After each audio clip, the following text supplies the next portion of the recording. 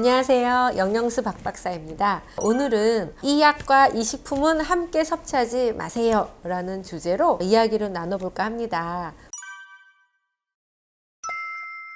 사실은 이제 서론으로 좀 말씀을 드리면은 약하고 식품은 우리 몸 입장에서 보면 다 화학 물질이에요. 그래서 얘네들을 이제 흡수한 다음에 대사를 해내고 배설까지 잘 시켜야 되는데 곳곳에서 서로 상호작용을 하거든요. 그래서 이제 약과 음식은 적절하게 잘 섭취하는 게 필요한데요. 심한 경우에는 이제 부작용을 낳거나 생명을 위협할 수도 있거든요. 그래서 이러한 기본적인 정보들은 상식으로 아시고 따라주시면 좋을 것 같습니다.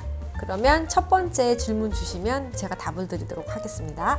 그럼 첫 번째로 이제 꽃가루 같은 알러지가 있을 때 약을 복용할 때 주의할 점이 있을까요?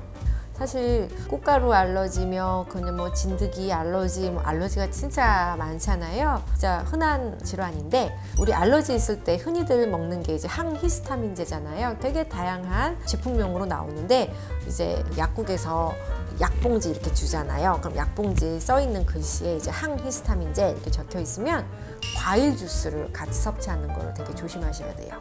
왜 그러냐면 위에 산도에 영향을 미쳐가지고 흡수에 영향을 미칠 수가 있거든요. 그래서 과일 주스하고는 함께 섭취하지 않는 걸로 그렇게 생각을 하시고요. 너무 당연하지만 항히스타민제를 드실 때 술하고는 같이 섭취하시면 안 되세요.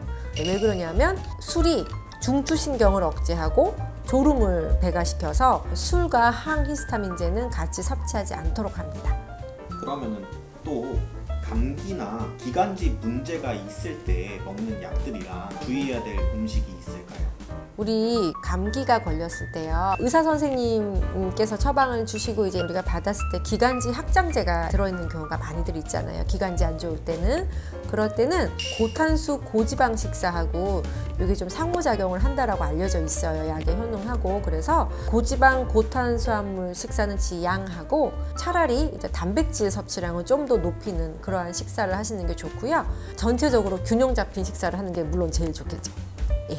그러면은 일상에서 두통이나 치통으로 인해 먹는 흔한 진통제들을 먹을 때 주의해야 될 음식이 있을까요? 네, 일단 첫 번째 우리가 흔히 시중에서 많이 구할 수 있는 타땡레놀 제품이 있잖아요. 아세트아미노펜 계열의 진통제를 드신다면은 금주를 반드시 하셔야 돼요. 저희가 이제 동물 실험할 때 간독성 일으킬 때 아세트아미노펜하고 알코올을 같이 준단 말이죠. 그러면 쥐가 그냥 간독성이 금방 일어나요. 그래서 간이 막 손상이 되거든요. 그래서 실험할 때 쓰는 기법인데 생활에 비슷하게 실천하시면 큰일 나세요. 그래서 절대로 아세트아미노펜 계열의 진통제 복용 시에는 금주하셔야 되는 거 첫 번째로 말씀을 드리고자 하고요. 아스피린이나 이제 이부프로펜, 우리 이부프로펜 하면은 에땡빌이 또 유명하잖아요. 흔하게 먹잖아요. 얘네들은 이제 비스테로이드성 소염 진통제라고 얘기를 하는데 이 계열은 위장 장애 많이 일으키니까 카페인 좀 조심은 하셔야 될 것 같아요. 왜냐하면 위 자극하기 때문에 우리가 카페인 섭취는 좀 자제하자 이렇게 이야기를 드리고자 합니다. 그리고 어른들 보시면 뭐 관절 때문에 워낙 통증이 심하시니까 마약성 진통제를 드시거든요. 이런 어르신들한테는 금주를 꼭 말씀을 드리세요. 크게 부작용이 나올 수 있기 때문에 주의를 당부드립니다. 그러면 이제 골다공증이 있을 때 먹는 약과 주의할 음식은 뭐가 있을까요? 골다공증이 있으면은요, 우리가 비스포스포네이트 계열의 약물을 자주 드시게 되거든요. 근데 그렇게 되면은 이제 약만 공복에 드시고요. 1시간은 금식을 이후에 하시고 그 다음에 식사를 하시는 걸 권해요. 그리고 식사를 하시고 난 다음에 뭐 칼슘제라든지 이런 거는 식후에 드시고 골다공증 약물은 좀 전에 말씀드렸다시피 식전 1시간 전에 드시라 이렇게 제가 말씀을 드리고자 합니다. 그 다음에 고혈압이 있어서 고혈압 약을 먹는 경우에는 어떤 음식을 조심해야 될까요?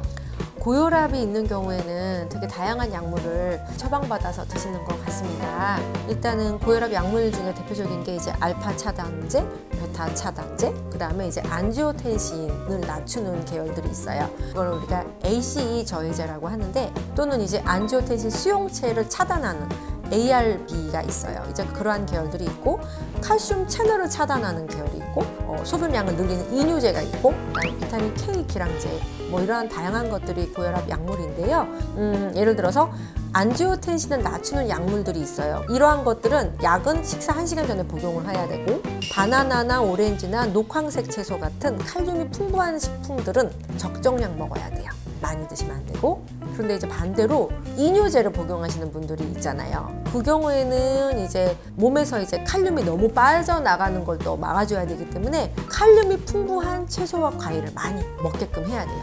이뇨제 복용할 때 주의해야 될 식품인 거죠. 자몽 주스가 있고 세인트 존스 워크스가 있어요. 이것들은 주의를 해서 섭취를 하도록 하고요. 자몽 주스는 또 다른 데에도 또 관여를 해요. 칼슘 차단제 섭취하시는 케이스에서도 자몽 주스는 제한해야 돼요. 그래야 되고요. 와파린 같은 비타민 K 기량제를 섭취를 하는 경우에는 당연히 이제 비타민 K가 많이 들어간 영양제 드시면 안 되겠죠. 그래서 이러한 경우에는 안 드시는 게 좋고요. 또 크랜베리 주스의 경우에도 와파린에 영향을 주기 때문에 섭취하지 않도록 하는 게 필요합니다. 그러면은 위험이 있을 때는 제산제라는 약을 좀 먹는데 그때 좀 주의해야 될 점이 있을까요? 그 제산제를 먹게 되면은 오렌지 주스를 일단은 제일 조심하시는 게 필요해요. 우리 그 제산제에는 알루미늄 성분이 있거든요. 그 오렌지 주스랑 알루미늄 성분이 상호작용을 일으켜서 알루미늄이 더 많이 흡수되게 해요. 그러니까 절대로 안 좋겠죠. 그래서 같이 섭취되지 않도록 주의하셔야 합니다. 그리고 또 이제 요즘에 갑상선 문제가 있으신 분들도 그쵸, 많으니까 그쵸. 갑상선 약을 먹을 때 주의해야 될 점이 있을까요? 갑상선 수술을 하셨다, 뭐 갑상선 질환이 있으시다 이렇게 하시는 분들을 주변에 꽤 많이 보실 수가 있는데 약을 드신다, 레보티로신 먹어요, 뭐 이제 티로신 약물을 먹어요. 그런 치료제를 드시고 계신다면요, 약은 식전에 드시도록 하고요. 무기질 보충제를 혹시 드시려고 한다면은 4시간 정도 차이를 두고 드시는 게 좋고요. 요오드는 의사 선생님께서 섭취하라고 따로 말씀을 주시지 않는 한 섭취하지 않는 것이 좋습니다. 그러면 이제 또 병원에서 많이 처방해 주시는 항생제를 먹을 때 주의해야 될 음식 이런 게 있을까요?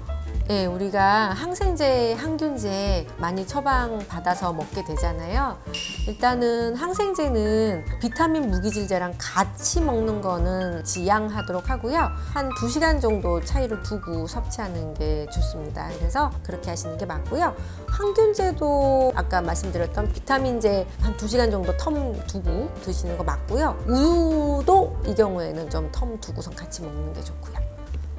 자, 오늘은 이렇게 종합적으로 이 약과 이 식품을 함께 먹으면 안 돼요 라는 주제로 이야기를 좀 나눠봤는데요. 종합해보면 약을 섭취하실 때에는 반드시 의사 선생님과 약사 선생님의 의견을 잘 따라서 제 시간에 제때 섭취를 하시는 게 매우 필요하고요. 식품과의 상호작용이 또 중요한데 오늘 제가 쭉 말씀드린 거는 이제 기본적으로 이제 상식선에서 이해를 하시고 계시면 좋으실 내용들이세요. 그래서 이러한 상호작용들을 고려를 해서 드시고요.